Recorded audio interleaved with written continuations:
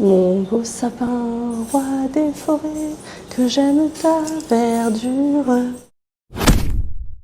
Tic-tac, les vacances de Noël approchent. Est-ce que vous avez écrit votre lettre au Père Noël? Et peut-être que vous vous demandez quoi faire en famille pour prolonger un peu l'esprit des fêtes. Saviez-vous que le tout premier sapin de Noël installé en France, ça a été dans les Yvelines et au château de Versailles, s'il vous plaît? On le doit à Marie Lesinska, c'est l'épouse de Louis XV. Elle le fait installer en 1738, mais à la cour, tout le monde s'en fiche. On trouve cette tradition un peu trop païenne. Et pour retracer cette histoire, un ouvrage est paru en octobre aux éditions du Triomphe. Partons maintenant au château de Breteuil.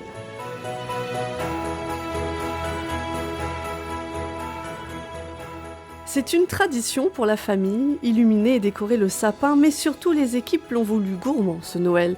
Vous pourrez notamment suivre Caramiel, confiseuse au pôle Nord, dans sa quête de la recette d'un bonbon d'exception, avec une programmation qui court jusqu'au 4 janvier prochain.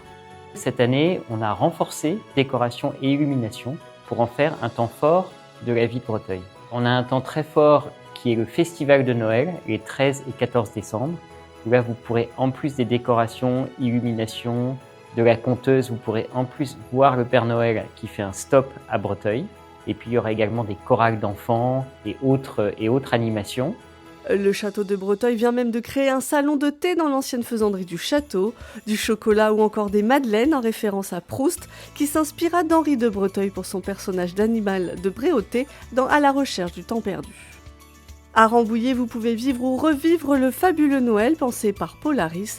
Au cœur même du château, vous pourrez découvrir des salles pas encore ouvertes au public et suivre 3 esprits fantastiques qui vont vous transporter à travers l'histoire.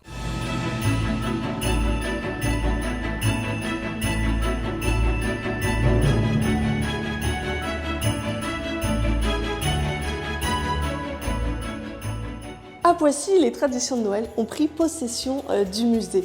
Des petits jouets cachés par-ci par-là, des concerts, des ateliers de fabrication de décorations de Noël ou encore des visites guidées et gourmandes. Il y en aura pour tous les goûts jusqu'au 24 décembre. On a aménagé les vitrines du fonds permanent avec nos jouets de Noël, nos jouets traditionnels. Donc ce sont des jouets ou des objets qu'on trouve dans la maison depuis le 19e siècle.